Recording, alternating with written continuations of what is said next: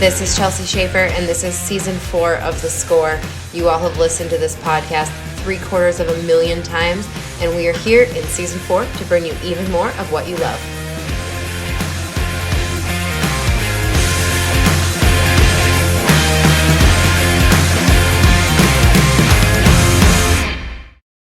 Hey everyone, welcome to Season 4 of The Score. 4 years ago when I started this podcast with a microphone and my cell phone, which is for the most part what I still use, my whole thought was that I spend my day having phone conversations that I really wish the rest of the team roping universe could hear. For the most part, anyways. So over the years, we've gotten a little bit more formal with our interviews, and I'm kind of ready for a change. This year, you can still count on interviews, of course, but we're going to cover some deeper topics, and things will be a little bit less formal. I'm going to let you take a listen to the actual phone calls I make throughout the week working on the magazine. And while it's still not the crystal clear audio that some other podcasts offer, these phone calls are a glimpse into the honest-to-God thoughts of some of the best in the business and the everyday roper. I think you're really going to like this change. I'm pretty excited about it. So to kick off the new season, we're going to have a 3-part series on the rope horse market's outlook for 2021. If one good thing came out of 2020, it was the big numbers at horse sales across the country and the continued uptick in the price of a good horse. So I'm going to start this episode with a conversation I had with Trevor Brazile, who undoubtedly makes and sells some of the best horses in the country. But that's not the only reason I'm going to start with Trevor. He's truly one of the smartest people I know when it comes to business and life, and I'm really lucky he doesn't always listen to my podcast, so he probably will miss that compliment completely, and I won't have to deal with him and his laughter at my fawning over him. But I didn't just talk to Trevor. Each conversation I had for this series kind of led me down a rabbit hole, and I thought of other people I wanted to talk to as a result. So in this episode, we'll move from Trevor to Steve Friskup, who heads up Premier Horse Sales and is the horse industry's master auctioneer. And then from Steve, I called Jann Parker at Billings Livestock, who herself has 23 years in the horse sale business, and many before that buying and selling herself. And she serves a really diverse clientele. So then we'll round out this show with Mark Smith, who's the father of Clay, Jake, and Britt Smith, who buys and sells dozens and dozens of rope horses every year. He's based in Broken Bow, Oklahoma, and he's really got his finger on the pulse of the day-to-day recreational roper, and then he's also tied into the elite open ropers, given that his sons are all three that. So now, a little note as you get ready to listen to this episode. Of course, with COVID, we're working from home, and that seemed like a great time for me to get a puppy. I didn't take into account that even to my best attempts to keep her outside, she'd then be barking at the Amazon driver while I was doing interviews. So there's a chance in some of these episodes, some of these interviews, you might hear a tiny little gapping in the background. Hang with me, it does not go on for the whole episodes, only just there for when my Amazon driver, who visits me multiple times a day because I stay home most of the time and overuse Amazon Prime, he pulls in and she has to tell him that he's not allowed on the porch. So you'll hear her. That's on me. Please forgive me. Promise it doesn't last long when she does it. This episode is brought to you by the Cinch Timed Event Championship, this year running from Thursday, March 11th to Saturday, March 13th. The event pays out a $100,000 check to the handiest cowboy across 5 events over 5 rounds. You'll get to see guys like Russell Cardoza, Paul David and Jess Tierney, Eric Rogers, Clay Smith, Taylor Santos, Daniel Green, and so many others duke it out in the heading, heeling, tie-down roping, steer wrestling, and steer roping. And you'll watch it all at the world-famous Lazy E Arena in Guthrie, Oklahoma. And this year, the Cinch Timed event is partnering with BFI Week to host the Ultimate Roper Showdown. Less than 24 hours after crowning the Cinch Timed event champs, you'll get to see the best ropers in the game go head-to-head over the BFI's long score and strong cattle at the event's new home in Guthrie. You won't want to miss it. Get your tickets at lazyetec.com, and we will see you in Guthrie.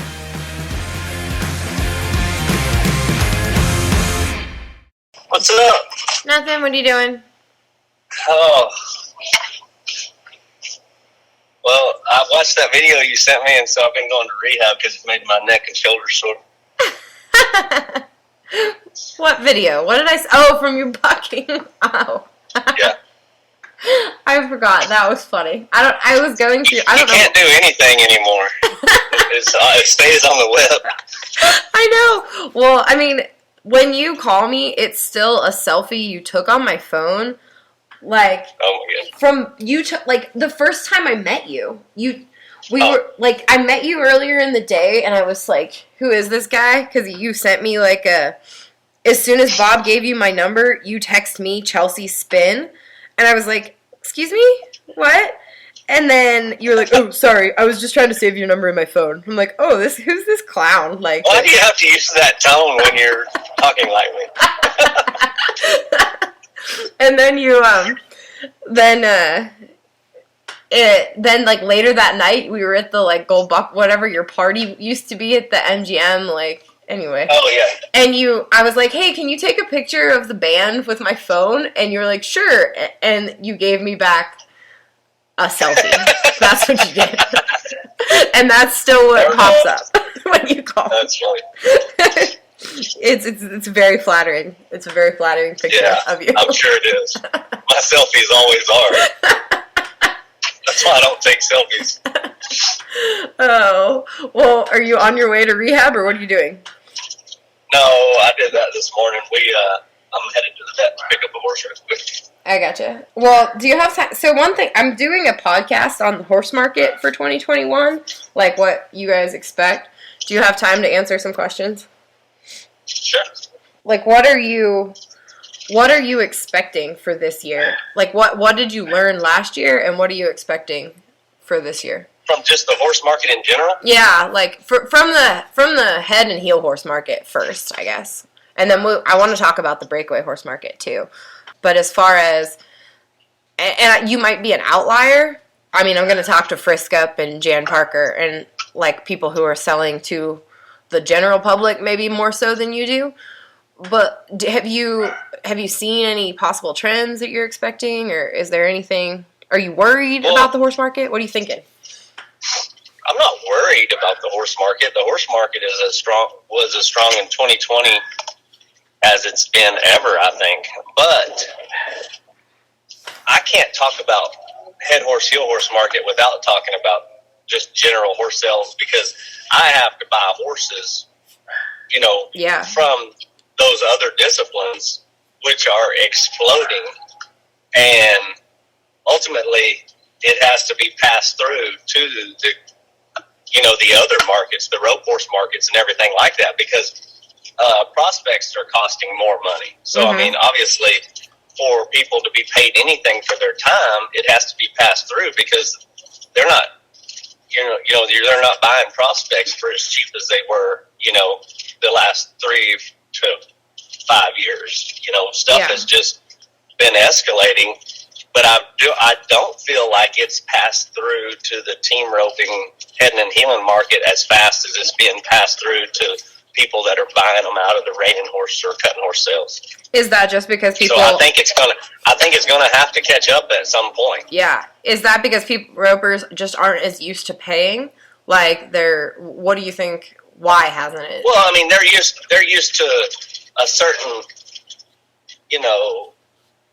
average price of a horse, but what they got to realize is that average price is getting passed through earlier. It's escalating from the previous buyers or the trainers, so it has to come out somewhere, or nobody's going to be training horses. I mean, my hope is that it does come through fast enough to not discourage trainers to go to other disciplines.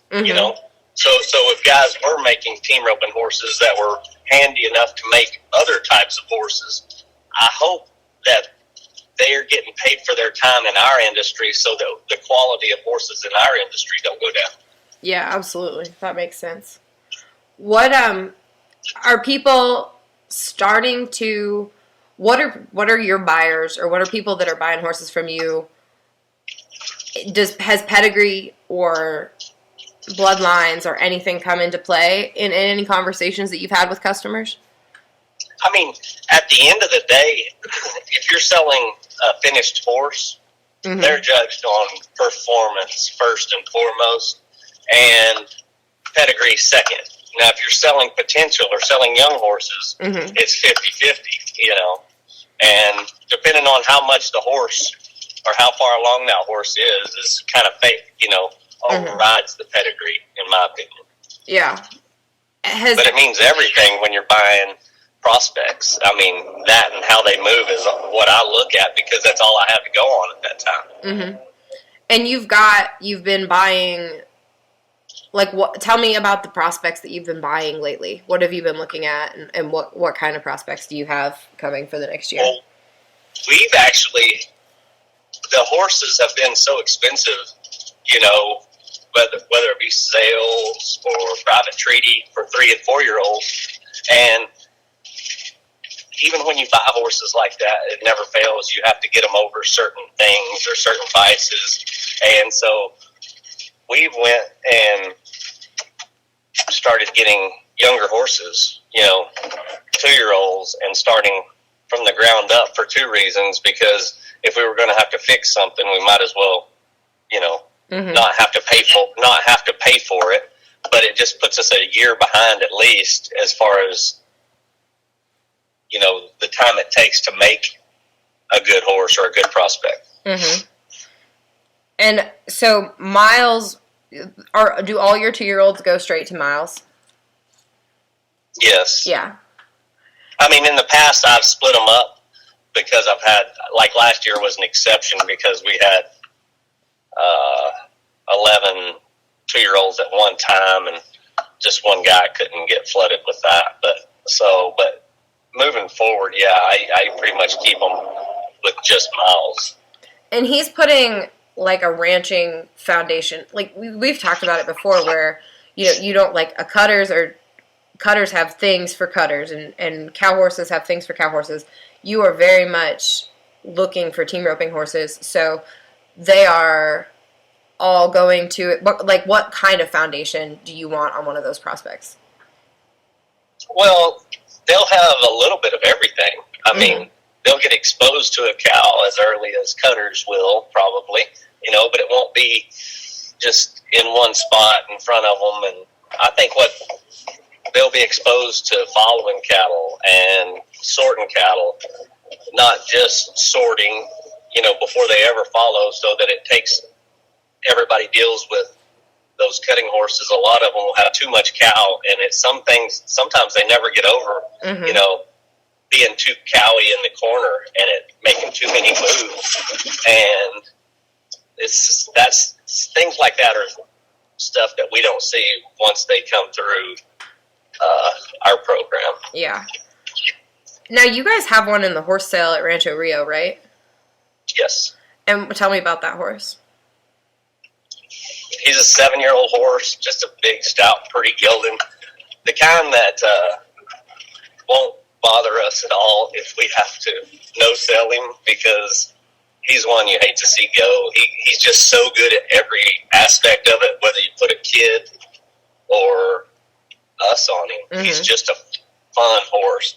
Very seldom do people will talk about broke horses, but they really don't ever get on a horse quite like the one that's going out there. And I don't remember you having one available to the public like this at a horse sale before. This is the first time I've ever put one in a sale. That's what I thought. And first time, but really and truly, like, I didn't want to go ever. I mean, if you went to those, or you would assume you've seen horses like this because they all read the. This is the only one I've had that I truly feel like fits clientele to a T, because this horse actually, I mean, they're not cheap, nor should they be, because of the time it takes to get them to this point. And a lot of horses that we get to this, they just aren't for everybody, because they've just got a little bit too much edge to them to be called, you know, gentle. And this horse would be called Cap. Just kind of a pretty rare horse. Yeah, and the sales have been just so strong. I don't know, like, What? And I'd be lying if I didn't say that wasn't my motivation for putting him in out there, because they're actually getting paid for the great horses. I feel like they're all pretty strong, but I feel like the what they call unicorns are so hard, and they are getting paid for that, because I think everybody asks for the same horse, but when the orders get filled, there's just so few of those type of horses. Yeah. I gotcha. And is that horse? What is on that horse's papers? Do you know? Is there anything on the papers to brag about, or is it just he's the horse? Man, that's a great question. I haven't looked at the horse's papers in so long. I'll have to get back to you on that part You're of it. good. You're permitted. Things that, if he was a prospect, I could tell you in a heartbeat, because that's one of those times in a horse's career where they have outgrown their pedigree to where it will not matter. Like, it's one of those, when I don't care who buys the horse, when they get him home, they're going to be like me. They just haven't had a horse like that, and they will not care. But he does have a good set of papers. But I've seen them too. I don't remember. He's actually, surpassed whatever that pedigree says. Once people are around him and see what he can do, it doesn't matter. And you and I, politics. Do you think politics will catch up, or the horse market will adjust with the shift in politics? You can plead the fifth on this, but I'm genuinely curious. I have a hard time kind of getting your question. Now that we're going to be socialist, do you think everybody's going to get a good horse? Now, now that we are going into socialism and the economy is going to shift dramatically, not Trevor, for the love. Oh my gosh! But the tax burden. I think everybody's going to get a great breakaway horse when they send you the next stimulus check. No, when the tax burden is adjusted or different than it has been for the last 4 years, do you think people will be looking to, do you think they'll, I don't know, do you have any thoughts or concerns or anything? Well, I really think it'll be harder to buy great horses because, just depending on what stage of that horse you're in, if it's capital gains or if it's just straight crop, depending on how everything's taxed. If it's as high as they're saying,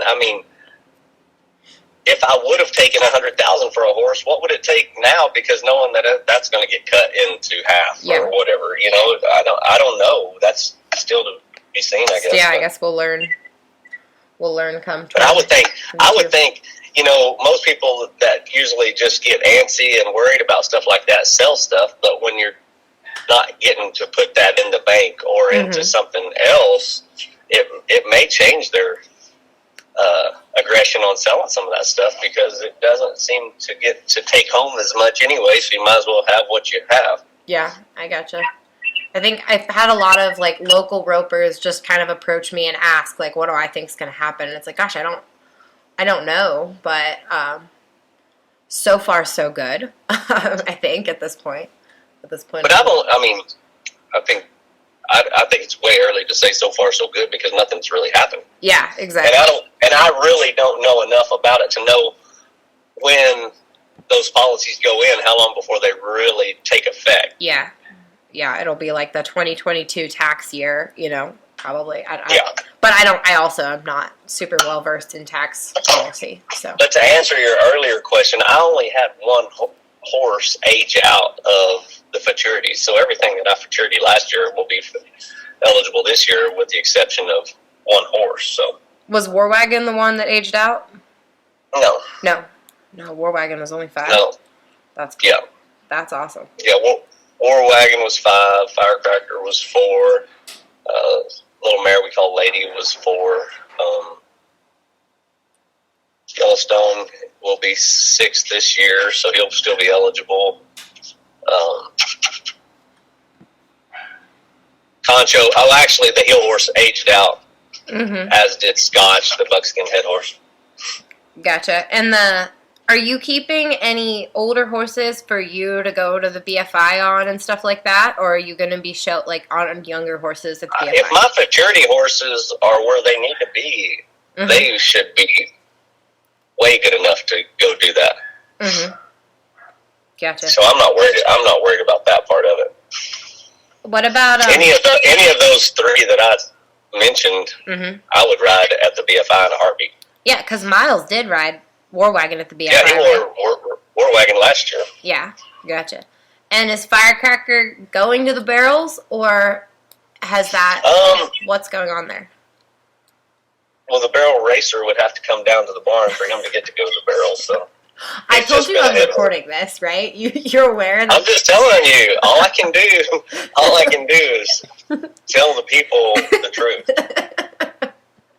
Okay. So far, Firecracker is a head horse. Firecracker shows real potential in the barrel racing every time she comes down there, but I just don't know. I don't know if she's more worried about him actually getting ready to go and her not want to go anywhere, or what the deal. See, I thought you were going to say that you have firsthand knowledge of how Firecracker performs in the barrel racing because you've messed around with it just for fun. No, I really haven't, but I have got to see her go, and she just does a really good job of patterning them, and so she started several really good horses, and this one could be great. I don't know if part of it, the head horse market is strong enough and he was so far along in that, if that discouraged her any at all, because knowing that he was already worth X, why would I, start with that? I don't know. She's said that a little bit, but she's told me before that you guys don't share well, that it honestly doesn't really work with the buttons that you put in them, and then how much less rate she wants in her style of barrel horse, that there's just too much rate. Heaven forbid a barrel horse would drag his ass and spin around. Yeah. Maybe she and I just talked about that sitting on the fence watching you ride Firecracker as a 3-year-old. So I don't know if she was judging you. No, and it has because I think it makes for smoother corners when you can pull hard and it not be so so easy to control them, because that kind of makes it a little bit more mechanical looking, maybe, to where any error with your hand shows in the run. I don't know, but I do think there's some truth to that, and I can see that happening. But I still think you got to get far enough along to decide this is the direction he needs to go, because when you add speed over and over, some of that will dull itself anyway. So I feel like there's a bigger problem not having it in there to begin with, because once you go fast and do that and figure out you don't have enough, once that's happened, I think it's too late to go put those buttons and the soft feel into them. Yeah, that's for sure. I've certainly never made that far, though, so my opinions on the barrel racing are pale in comparison to your wife's, who's super, super handy. So I will default to Shada's knowledge of the barrel racing. That's for sure. All right, well, are you at the vet? You're free to go. You are. Yep, all right. All right, tell Josh I said hi. Talk to you later. I will, thank you. Thank you, bye-bye. Steve Friskup of Premier Horse Sales is the industry's top auctioneer, and this year he's sold horses higher than ever before in his career. He'll sell the horse sale at Rancho Rio in Wickenburg this March, and he's my go-to when I need a big picture overview of the forces at work in the industry. I called him last Monday, and we spent some real time visiting about the market. Here are his thoughts on how the market is going to fare in 2021 and what forces are driving the growth we've seen. Hi, Steve. How are you? The best you ever seen. How are you? Well, that's wonderful to hear. I'm glad. I'm okay. I'm making it. Ready for 2021. I saw that thing on Facebook that said, nobody say that this is going to be your best year ever. Don't startle 2021. Everybody move quietly. Let's not scare it. But I really need this to be a better year than 2020. I really do. Well, it's going to be. We just give this. It's going to shake out and be okay. I will take your word for it. I think you've. Well, everybody's sick of COVID. Yeah. And everybody's sick of the game, and we're kind of sick of all of it. Yep. So, absolutely. Yeah. Yeah. Yeah. So. What can I do for you, Chelsea? Well, I'm recording a podcast. I want to start 2021 off on the right foot, talking about something that's so awesome that's going on, and that's the horse market and how phenomenal it has been. And I mean, but maybe you're going to tell me that it's not going to be phenomenal. But I want your honest take on what's been going on in the market this year, that we've seen so many high sellers and so much explosion and growth, and what you think is going to go on in the market for the next year. What are your thoughts?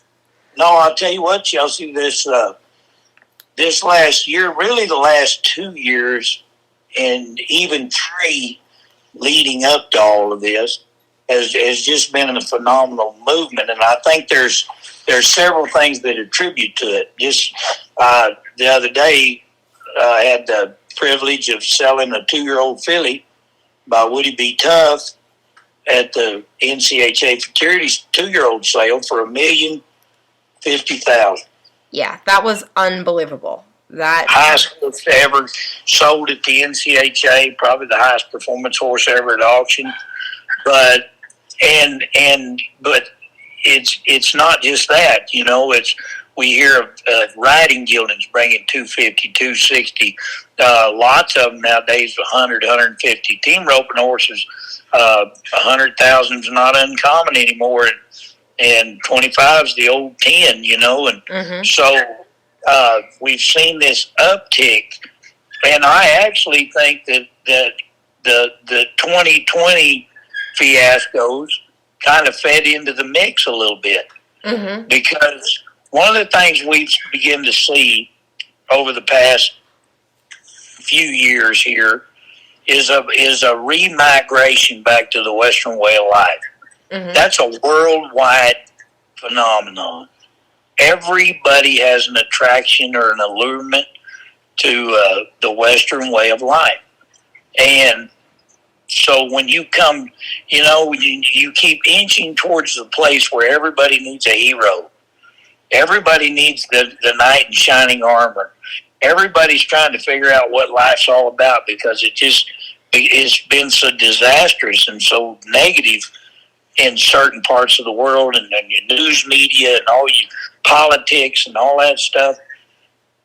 And to back up just a little bit, and since 2016, we've had a tremendous upswing in the markets and everything. So there's been some money made. You know, people who had money made more money, and people who didn't even have money made some money. And so we saw that happen. But we've seen this allurement to the Western way of life. And so now the horse has become a quality of life issue. So we don't have a blue book on that. Yeah. We don't have a set market. So it's made for the auction way of marketing. The competitive bidding has caused a tremendous uptick in the value of a nice riding horse, a trail riding horse, a pretty gentle gelding, or even the potential of a 2-year-old to win the NCHA Futurity has drawn people's attention. And some of them have the means to do whatever they want to do. When you'll give $100,000 for a new Suburban, when every Tom, Dick, and Harry in town can have one just like yours, when it comes time to buy a horse, and you're capable of paying for what you want, that horse is an individual. Nobody's going to make another one of those. Yep. That one's the one. You bought the original. And so with all that allurement to the Western way of life, with the balance of economics, you know, the commodity versus demand, we don't have an overabundance of really nice horses. They're pretty hard to get. And so the competitive bidding process has created quite a market, and I think it's something really neat. And then get back to the hero thing. You look at the Western Way of Life. We're the only ones that came out the other side of COVID. Mm-hmm. We're the only ones that stuck our toe in the water and said, we're going to do this anyhow. So we've been rodeoing all summer, and we've been team roping all summer, and they've been cutting all summer, all fall. And we had the NRCHA fraternity, and we had the NCHA fraternity. They had every barrel race. They had the national finals, and we had the team roping finals back in September at Fort Worth. And so the Western Way of Life said, we don't know how to shut down. Mm-hmm. And so we're just going to rise up and do this.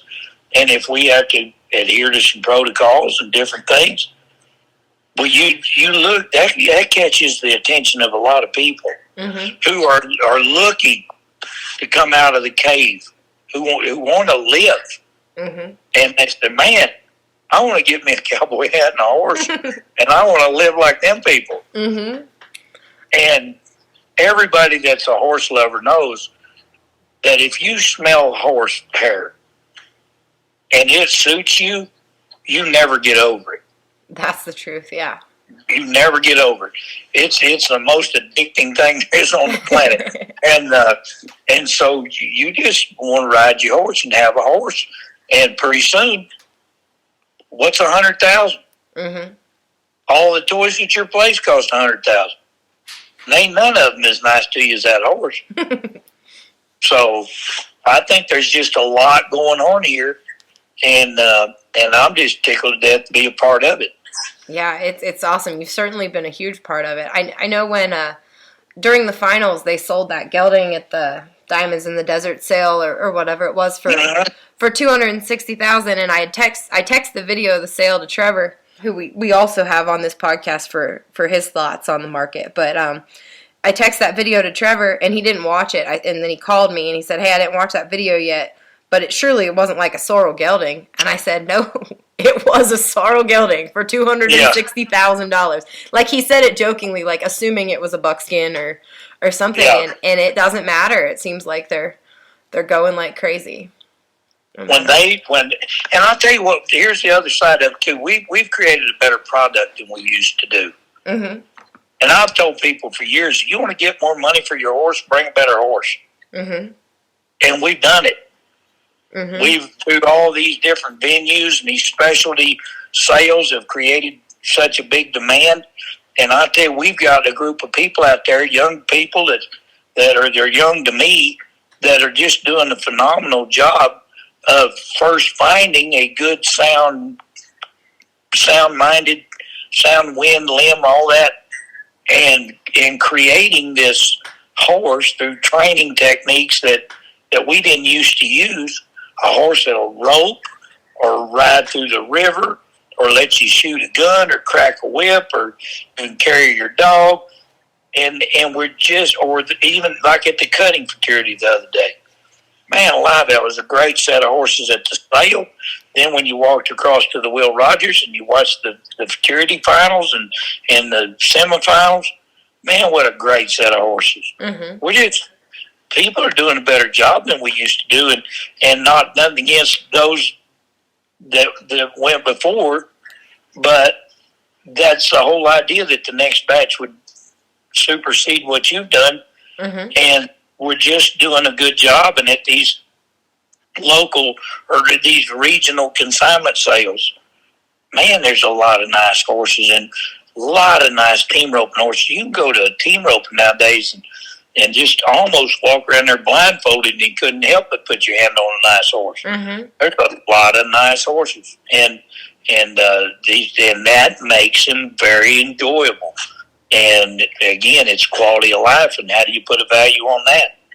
Yeah, and I think, the prospects, that what Trevor and I discussed, he said he's having to spend 2-3 times more than he ever did on prospects as well. Like, the rope horse prospects, he says he's hoping that the that the market catches up soon for how much they're having to spend on prospects, because they're having to buy, where they would go buy a 4-year-old that had had a really nice start, they're having to go buy 2-year-olds and start them themselves and put so much more time into them. How have the prospects been just as strong at all of your sales? Oh, yes. Mm-hmm.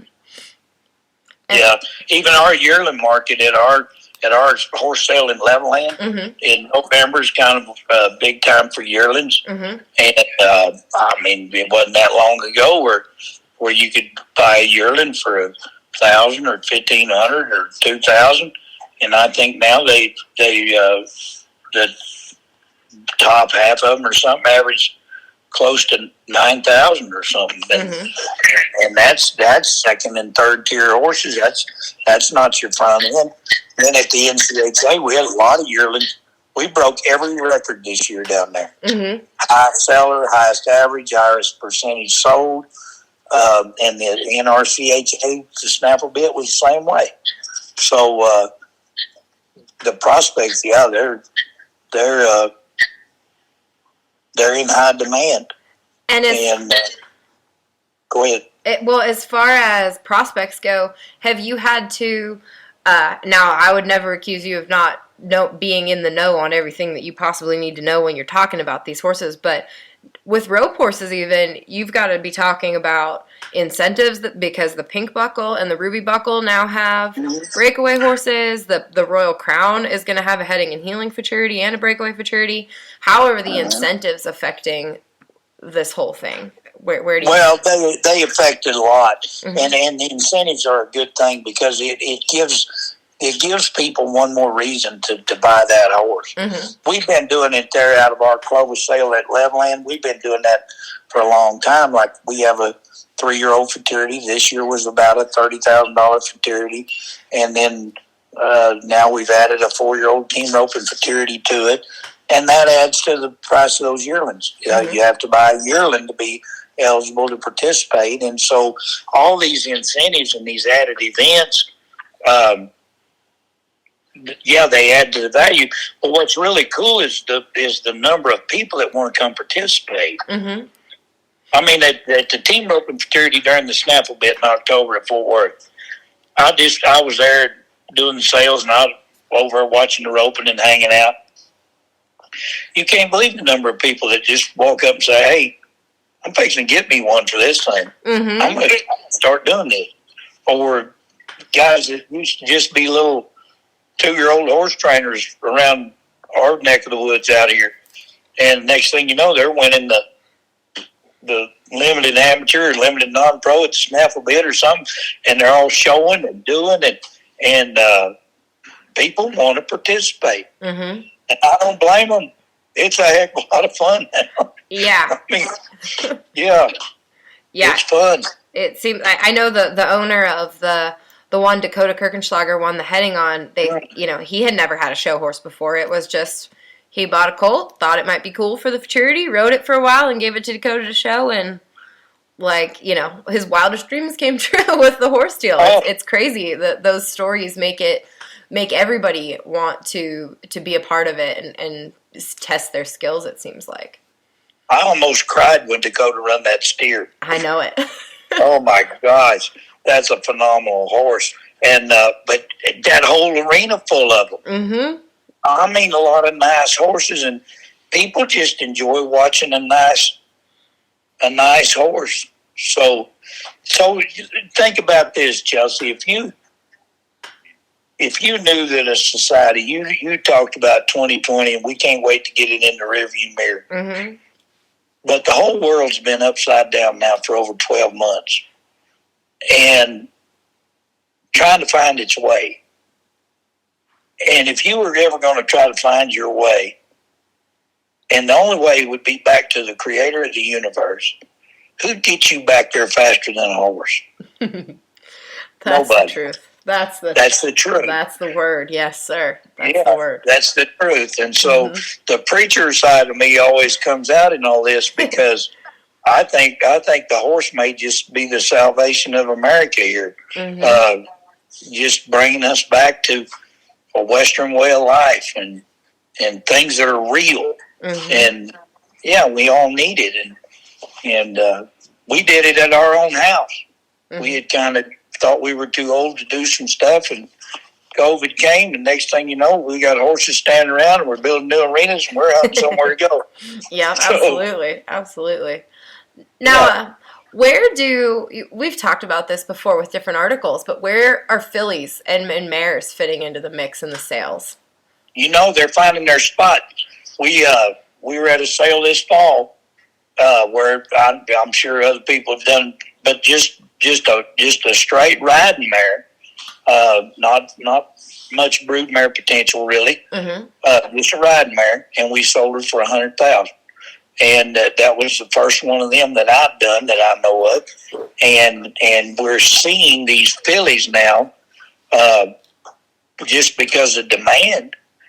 There's a lot of people buying fillies, and there's a lot of people riding mares.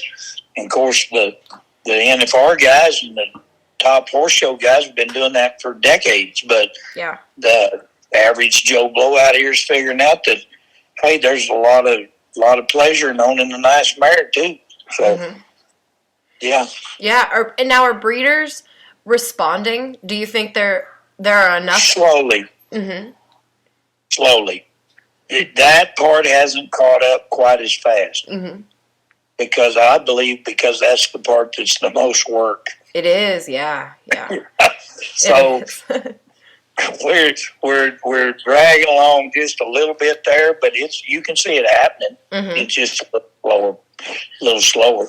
Yeah, it seems like the great old programs, the Myers, the Pitzers, those programs are just chugging along doing phenomenal things, but it's I don't know if the everyday roper yet is ready to breed their mare. I hope so. We have our breeder's guide in March that I'm real proud of, where we feature all the studs, and it still seems like the ropers they know it costs money to have a brood mare, and brood mares eat a lot, and that. So I hope that part catches up soon.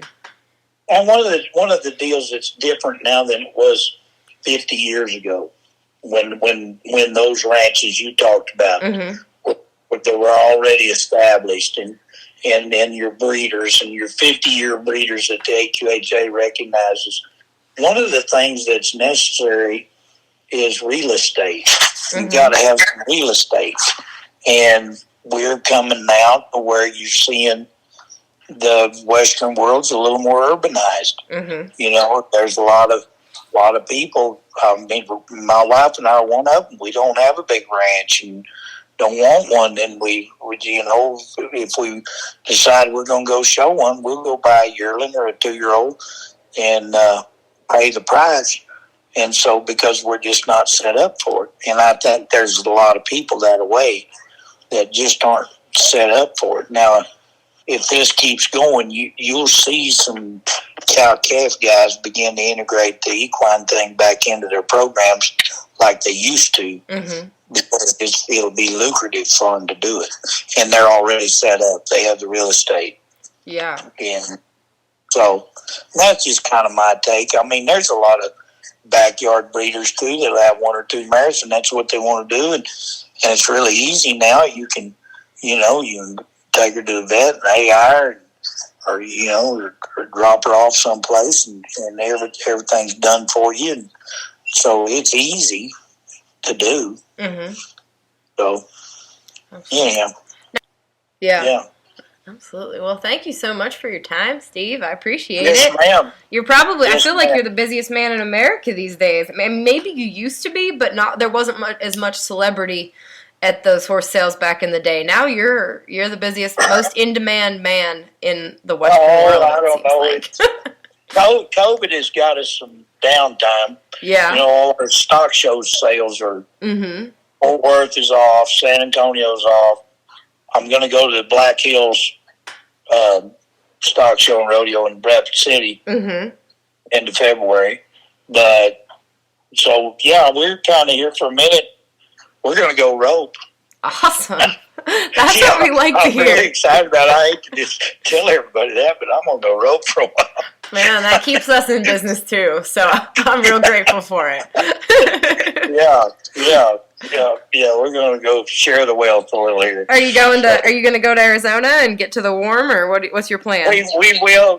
We will right before ties slated. Sure. Mm-hmm. I think we're going to go for about a week. Man, we were actually going to go for a long time, and then off from Rapid City, and thank God we got a job here because I didn't have anything really going on in February and March, or in January and February with Stockholm shutting down. So, we thought, well, we'll just go to Arizona and rope, and then they called. So we'll go out there. We'll go out there at the end of February and rope a little and work a little and get back home and get busy from now till this time next year. That's awesome. Yeah, tie sale is going to be awesome. I just got a few sneak peeks of some of the horses that are getting ready to be in it, and wow. It'll be good. It'll be great. It'll be cool. Yeah, really good. All right, Steve. Well, thank you so much. You have fun roping. Okay, Chelsea. Always good to talk to you. Talk to you soon. Bye-bye. Bye. Hey, hope you're all enjoying this episode. I want to remind you about something that we've got going on, and it's called the Breeder's Guide. It's the 2021 edition. It is our second go at this deal. We're so proud of this project. It's really helping to grow the rope horse breeding side of the industry, something we are very passionate about, something we really believe in, supporting the breeders, the people who are putting the money into handling the supply and demand problem that we're talking about in these episodes. So check it out, teamropingjournal.com. You can get more information there about the Breeder's Guide. You can check out last year's Breeder's Guide. And if you're interested, you can email Nick Griggs, NGRIGGS, at AIMMEDIA.com. This number is 806-622-2225. And you can give him a call and he'll get you in the Breeder's Guide. And if you have any questions, I'm sure you all know how to reach me some way. Check out my email at cschaefer@amedia.com. Find me on Facebook. Message us on our Facebook page. We want to help you get in the Breeder's Guide. If you are breeding studs, if you've got a mare program that you're really proud of, if you've got a horse training program that you want to promote, this is the spot to do it. So you just heard from Steve Friskup. He handles horse sales all over the country. Now, Jann Parker has managed her home, Billings Livestock in Montana, for 23 years with her late husband, Bill. They built the business on the backs of great gentle geldings, pairing them with their business's adaptability and innovation. Jann, who is a cutter in her spare time, has a bird's eye view of the horse industry and the general buying public. And, if you know me, I love a woman's take on things, and she's as much a powerhouse as anyone in the business. So my conversation with Jann was important to me, and I think it's really valuable to add to this mix. Good morning, Chelsea. Hi, Jann. How are you? I'm good. How are you? I'm good. It's snowing here in Colorado. Is it snowing in Montana? Are you in Montana? I am in Montana, and something? It was so crazy. It kind of, the dust of the snow, like it just dusted everything. Mm-hmm. And then the sun came out, and it's like a Christmas card. Oh, how nice. I know, and it's not really even it didn't even really snow. It just frosted it. Oh, wow. That's awesome. Glad. I know. It's it's good. Yeah, so I'm finally getting my butt to work today. So, yeah, perfect timing. Wonderful. I wanted to talk to you for this podcast today because we've mentioned it just as we've been chatting, though, about the horse market and how wild it is right now. And I talked to Friskup a little bit ago, so I've got his angle, and I know. What do you think has driven the surge in the horse market right now?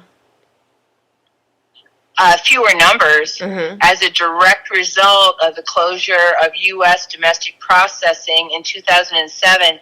Chelsea, I cannot tell you the numbers of brood mares, horse programs that we sold through Billings Livestock when horses were worth very, very little because there was no bottom on them.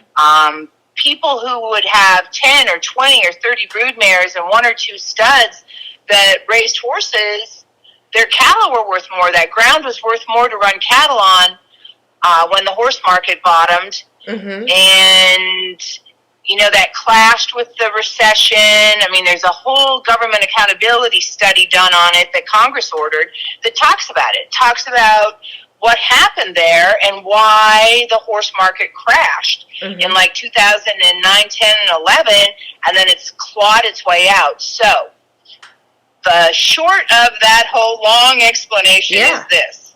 We don't have the numbers we once had. There are not the numbers out there. I believe, too, that with social media and more opportunities, people have more opportunities to be better horse hands and want better bred, better broke, just all around better. Yeah. So do you think breeders are starting to catch up? Are breeders, are people in their backyards having colts, mares and colts? Like, what do you think is happening on the breeding side of it to catch the market up? I don't know. I don't know that we'll ever catch it up because, I mean, I can name you 5 horse sales that used to exist in Montana that were production sales that are no longer. And, I mean, they're pedigrees that we had, that I would see come through Billings, and now I just see them from afar. I mean, they'll be on the 3rd line of a pedigree because they've not had those production sales for 10 years, 12 years, 13 years. I mean, just think about that. That's a lot of horses that aren't in the system. So, you know, a lot less average, probably. There's a lot less average. And everybody wants the one. I mean, you want the one. I want the one that I'm competitive on. I want the one that'll let me win. Same, I'm sure, with the ropers and the barrel racers, and it doesn't matter even if you want a pony. They are so selective on their ponies. Yeah, I mean, you want a good pony for your kid. Yep. Yeah, and you said you want the one. Were you the one that bought the one for $1 million in at the NCHA Futurity, Jan? No, I'm not. But, I mean, just like that, I mean, it's just phenomenal. But I also think that people have caught on. You know, I remember before we ever took over the horse sale and we traded, I used to take pictures and I would do an ad and put it in an ag publication that said, he sells. June 27th, Northern National Invitational Gelding Sale, and push. Well, now I think that a lot of people are, I mean, with social media, with their groups, with different disciplines, are able to market on their own and reach more people with what they have to sell, which gives it more energy, and away you go. Yeah. Yeah. Now, you said you gave a gelding example, but that one that sold for $1 million was a mare. Where are mares fitting into the horse sale now? Are they finding some footing? Yeah, that's a good way to put it. Yeah, they'll find footing. Geldings still are what brought me to the party. We'll sell mares, but not like that. I don't think, like, my trade area, you know, the North, the Midwest, the West. If you have a mare, you probably got to have one that you showed, that you rode, that your daughter rode, that your grandkids had, and that's the one you want to go breed to hashtags, or that's the one you want to go breed to a 6 stallion, or that's the one you want to breed to Dash to Fame. You know, like, that's what I see more of. And how have all the incentive programs that are going on, you know, particularly in the barrel horse market, but they're also trickling into breakaway and team roping, how are those incentive programs affecting things? Oh, I think that's absolutely an addition to marketing your horse. If you have a horse for sale and it's eligible for that, pay them up, keep them up, have them in it. I mean, that's just one more way to add value to your product. And do you think with 2021 there'll be a change in tax policy? There's going to be some changes coming up. We can't even imagine what kind of changes could happen in 2021 as COVID hopefully slows down. Do you think it'll stay as strong? Are people staying hooked in the horse industry? Even when it was at its bottom back in 2010, 2011, 2009, the good horses still brought money. I mean, like we are everything to everybody at Billings. Like we don't sell straight cutters, and we don't sell straight rope horses, and we don't sell straight barrel horses. We are everything. I mean, we may have Frenchman's Guy and then a grade rope horse that is poison. And you saw that out there in the preview. And I might have the cutest dapple pony that's going to bring $12,000 because 10 grandmas came and got in a fight over it. You know, and I mean, we are all things to everybody, but I see the top end continuing to be strong because it was strong back when the market took its little head dive. And I think that this past year, I've said this, like, this is my little slogan for the year. I mean,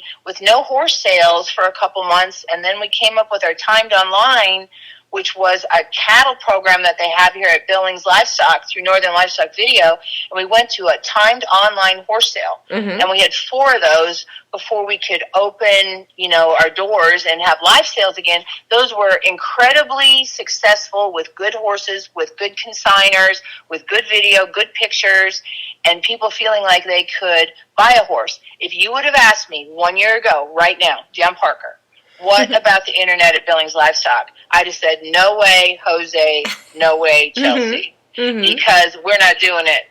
And I have to say, it has been such a bonus and such a positive for both our buyers and our sellers. So when we came live in June, we added a special session through the regular horse sale that we just turned the internet on. Our consigners had to choose to be in that part, so they had to have a horse that they felt qualified to get sent to North Carolina or to get to sent blindly out of here. But I've been so floored by the number of horses in that session and by the volume of buyers that register to be a part of it. It's just amazing. So I say that is the silver lining. Silver is my new favorite color because 12 months ago I would have said that black was my favorite color. It is now silver. Now, you can tell me you don't want to answer this question or you don't want to talk about it, but with the online component and even in general, how often do you have buyers come back angry or say this horse was misrepresented, or how often do you have to deal with that kind of stuff? Well, I think that needs to be out there. I really think that needs to be out there because just like we talked earlier, and I know that wasn't part of the podcast, but I've done this for 23 years. 23 years. I've done it every single month. You know who you, as far as a consigner goes, that you can put on there and you can run with it. That their word's golden, that they're going to fix any kind of problem. And that is something that has been verbally said between me and my consigners. If that horse gets to Pennsylvania and that guy doesn't like how he breathes, you're going to fix it. Because I'm going to pull out every stop to do you a good job. I need you to do a good job on my end. And you know what? In all those sales, there were 6 of them. There have been 6 of them. 4 when we didn't have sales, and then I had one in September, and I just had one in December. I've had 3 issues out of 6 sales. So that have been fixed. Yeah. That have been fixed. That's awesome. Yeah, and part of it is, like, one of them is no fault of my consigner. He said the horse was 17 hands. The lady gets the horse and gets it delivered, and she's like, oh, my God, I didn't realize that's 17 hands. And, I mean, the consigner was good about it. And he's like, okay, it's not going to work. And she's like, no, it's not going to work. And she realized that it was her. And that consigner was good and went on, and away we went, you know. I mean, really, that's her fault she didn't know 17 hands. But I got to say, like, it's been good. It's been surprisingly better than I thought. Because the other thing that I think, and this is another one of my little slogans, is I say one person's good is not another person's good. And, I mean, those are the different levels. I mean, a number 9 healer definitely thinks good is way different than a number 2. Yep. And an NFR header definitely thinks his head horse, his good is way different than the guy that goes to a Friday night jackpot. And there's nothing wrong with any part of it. I'm just saying one person's good is not another person's good. Yeah, absolutely. And so you have to find that level of good, and there's no way to kind of level that out, because there is not, in the heat of it, a day goes by that I don't have someone say to me, Jen, it's the best horse I've ever ridden. Man, it's the best horse I've ever ridden. And I see it out in my preview, and I think, oh, don't make me ride him. And, I mean, that's what I mean. It's just different levels of good. And what I used to think was good, that horse in the picture of the he sells at the Northern National Gelding Sale, back in the day, that was as good as I'd thrown a leg over. Well, everything has progressed. Everything has changed. Just like I said about the horsemanship. We've all progressed with our horsemanship because there's so many more avenues to do it with now.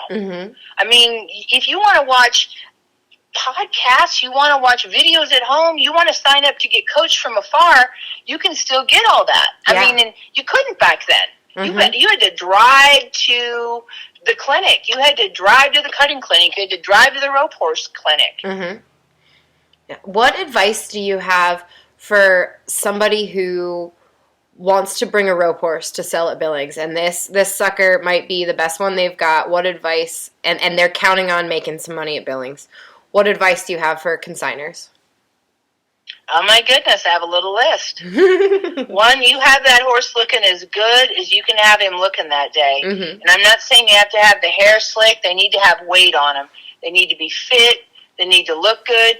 Don't do their feet the day before the horse sale, so that when they get here and you're going across the gravel parking lot, he's ouchy. Have those feet done 2 weeks out so that you're good right there. Don't clip a bridle path. Don't hack them up. Don't whack them up. Just bring them. Have them game on. Go show your horse, but don't do more than your horse is capable of. So at our rope horse sales, we rope every month, every horse sale. But in April and September, we have jackpots with them. It's pick one, draw two, go twice, which equates to 6 runs and a finals. If you don't think your horse can stand the 6 runs, don't enter the jackpot. Just go preview them at the preview for the rope horses. But like, those are wise decisions, you know.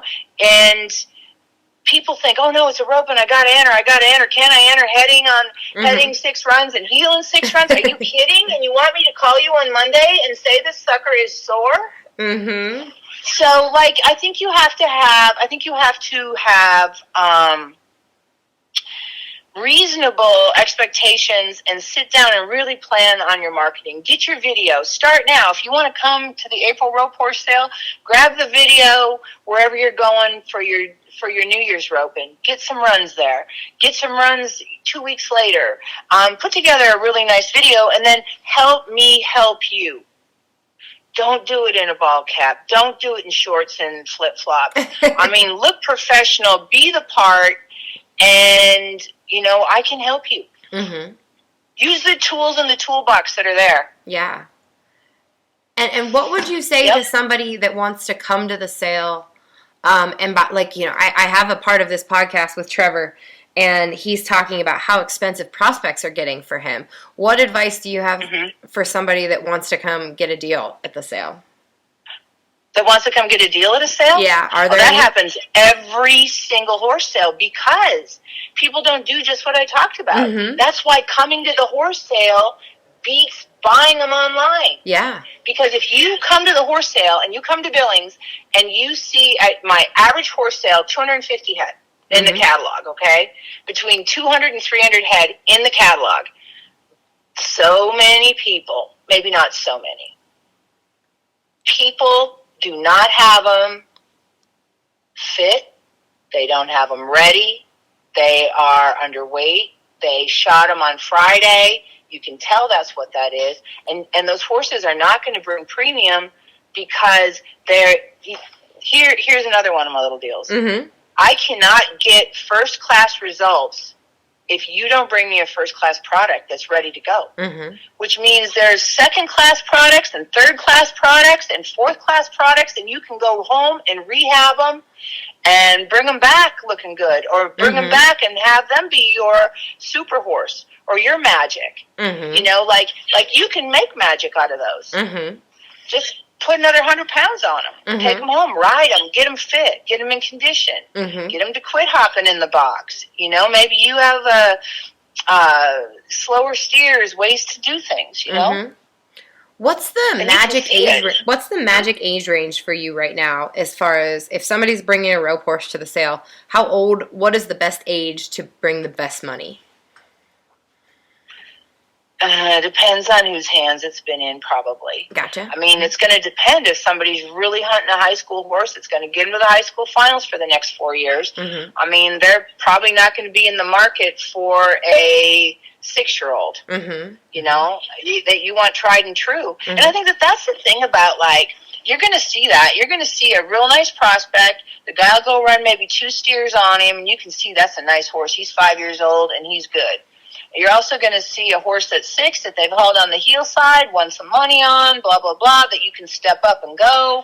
I don't know, because, again, it's one person's good and not another person's good. Mm-hmm. Someone might be looking for a good prospect, and somebody might want a high school horse. Somebody might want a poison breakaway horse with all that's going on. Yeah. So, I mean, I don't know. It's up to you what you want.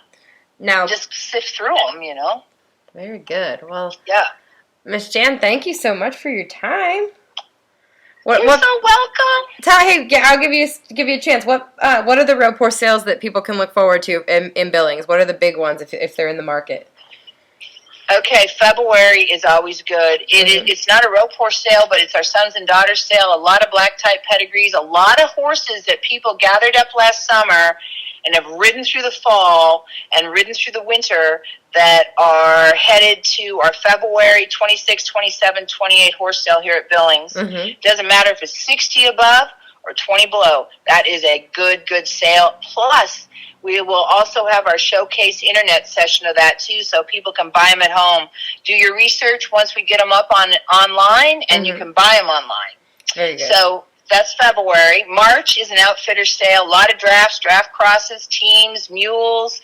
That's a big one. April. That is our spring rope horse special, and we will have that jackpot I talked about. Mm-hmm.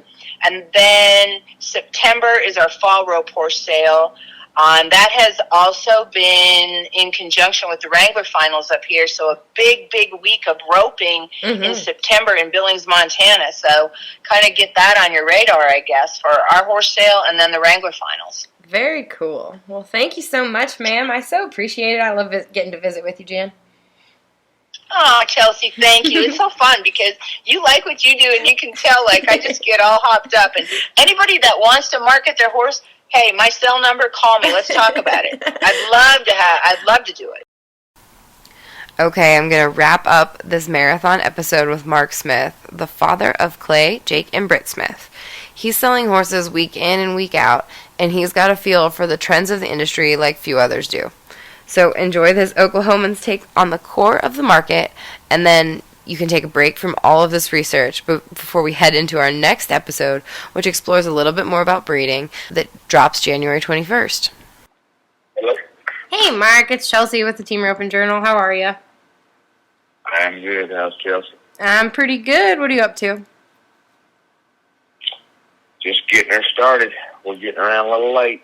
I guess so. Was it a wild night? I had to go get Jake at the airport last night. He flew in from visiting his kinfolks. I gotcha. Well, California. Oh, California. I didn't realize they were from California. Her uncle won the bob last year ago, and her granddad is 83. Jake said he roped 20 steers while he was out there. Oh, wow. That's cool. They love roping too. But hey, I'm doing a podcast on the horse market and how it is right now. And so I've talked to lots of folks, but I haven't really talked to any true, and don't take this the wrong way, to any true traders. And I wanted to visit with you about your year in 2020 and what you see going forward. Okay. Is that good? You told me it was a great year for you all. What was going on that people were buying horses, and what kind of horses were they buying from you? Well, I think it's simply the fact that there's just getting to be fewer and fewer kids that are interested in riding a horse. I mean, it's just kind of getting few and far between. Mm-hmm. And it's turning it, and I don't take it the bad way, but roping has got expensive. Mm-hmm. I mean, the cowboy kids can't afford it, and I guess they're just getting to be fewer and fewer cowboys. But you know, when you get a horse, used to you could see somebody riding a horse, using it a little bit, and you say, "Hey, how much for your horse?" They'd sell it. But now they don't. If they've got a good one, they're not going to sell it. Mm-hmm. And there's getting to be the workers pay so good that they don't mind giving a lot of money. But if this, if rodeo was to stop, you could buy Clay's Marty, which you could buy one like that all day long. I mean, you know what I'm saying? You couldn't buy one that good. But all I'm saying is there'd be more horses made if there's more people riding, and they're just getting where there's not very many people riding. Mm-hmm. Used to, where we live here, everybody around broke their own horses. We just went up on our riding, and I can't believe, I still think we'd make money at $500 a month, because we like it. Mm-hmm. We're crazy people. We like horses. Mm-hmm.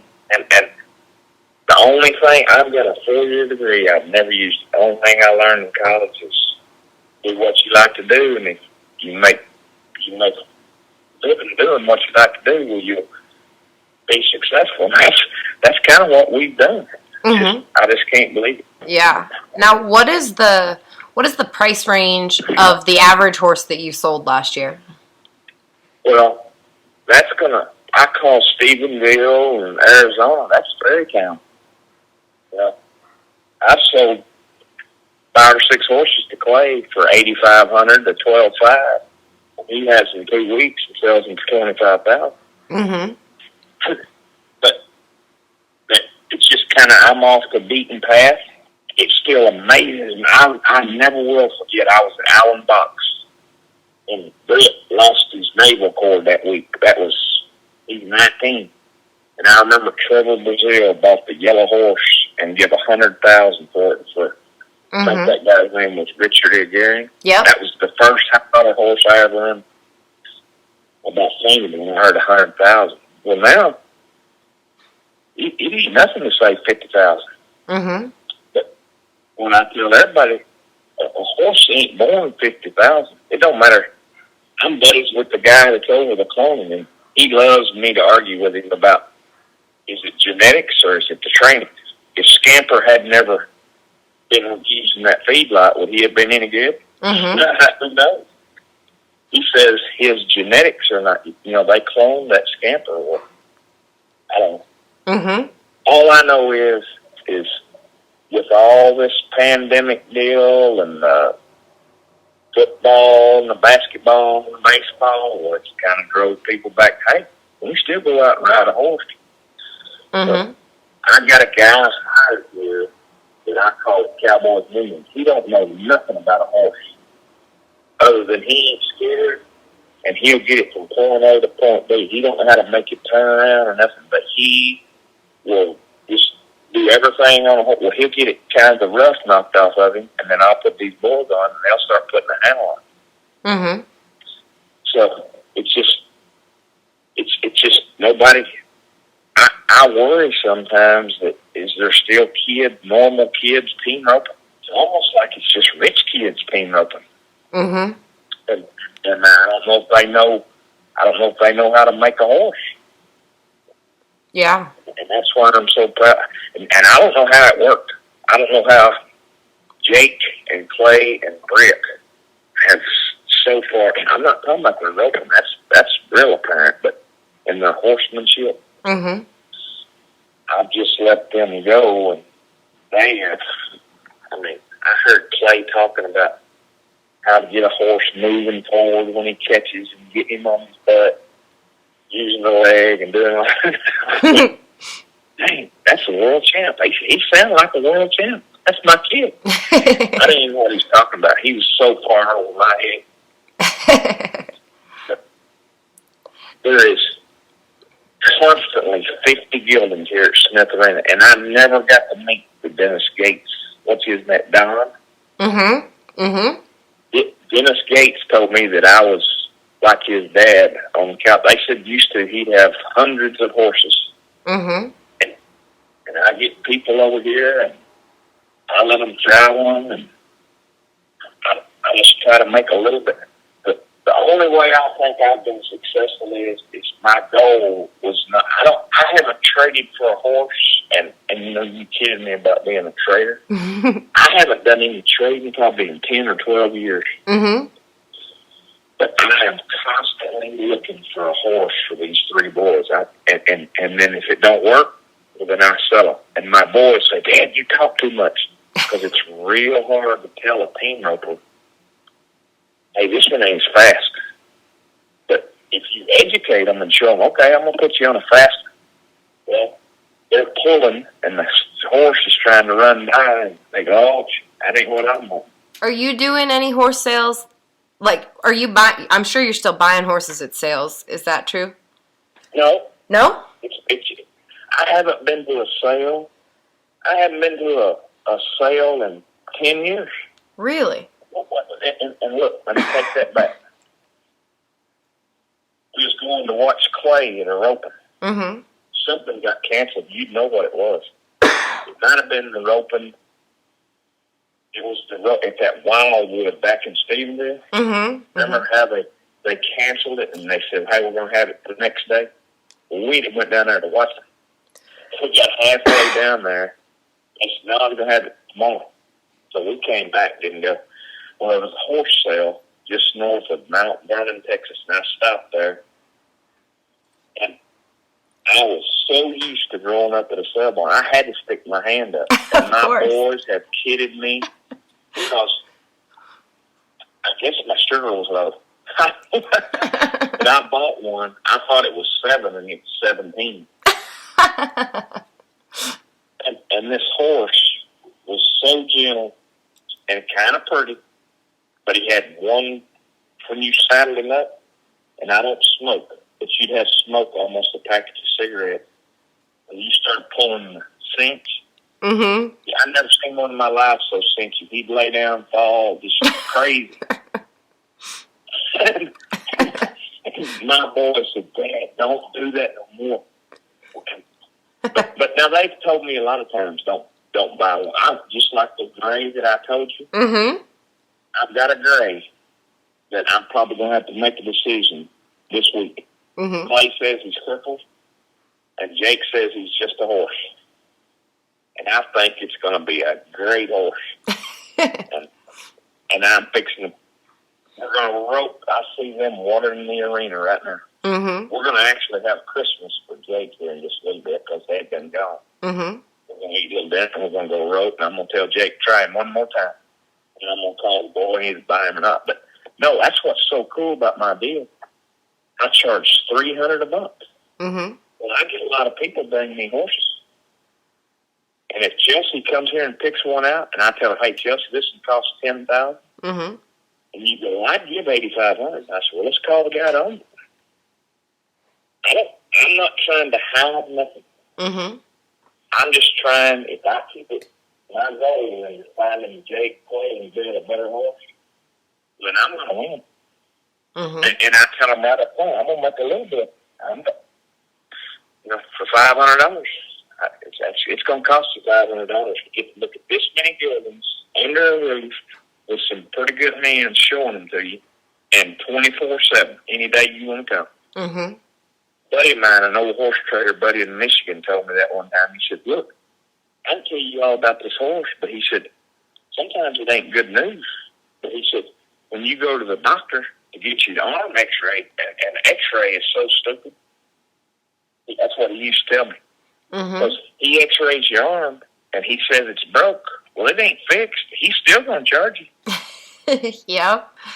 So if you help somebody with a horse, they need to pay you. Mm-hmm. But sometimes they don't understand that, you know. So I put it right out there right front. You know, I'm not. I don't care what you're selling for. You know, they bring you an $8,000 horse. I don't care if you get 34. I said, no, that's how come it works. It's because everybody knows I'm gonna make a little bit, and I'm gonna move them. But now, if I show them to 10 people and everybody wants to give 5,000, that means your horse is too high. Mm-hmm. You got him overpriced. So, yeah, it's just we love what we're doing, and Jake and Clay say I work too cheap sometimes. It's worth it. That's awesome, Mark. Thank you so much for letting me call and pick your brain all the time. I appreciate it. Have a good one. Bye-bye. Bye-bye. Again, I've got to thank the Cinch Timed Event Championship. This year, they're running from Thursday, March 11th to Saturday, March 13th. This event pays out a $100,000 check to the handiest cowboy across 5 events over 5 rounds. You'll get to see guys like Russell Cardoza, Clay Smith, Paul David and Jess Tierney, Eric Rogers, Taylor Santos, and Daniel Green duke it out in the heading, heeling, tie-down roping, steer wrestling, and steer roping. And you'll watch it all in the world-famous Lazy E Arena in Guthrie, Oklahoma. And this year, the Cinch Timed event is partnering with the BFI to host the Ultimate Roper Showdown. Less than 12 hours after crowning the timed event champs, you'll get to see the best ropers in the game go head-to-head over the BFI's long score and strong cattle at the event's new home in Guthrie, Oklahoma. You won't want to miss it, and get your tickets now at lazyetec.com. We'll see you in Guthrie.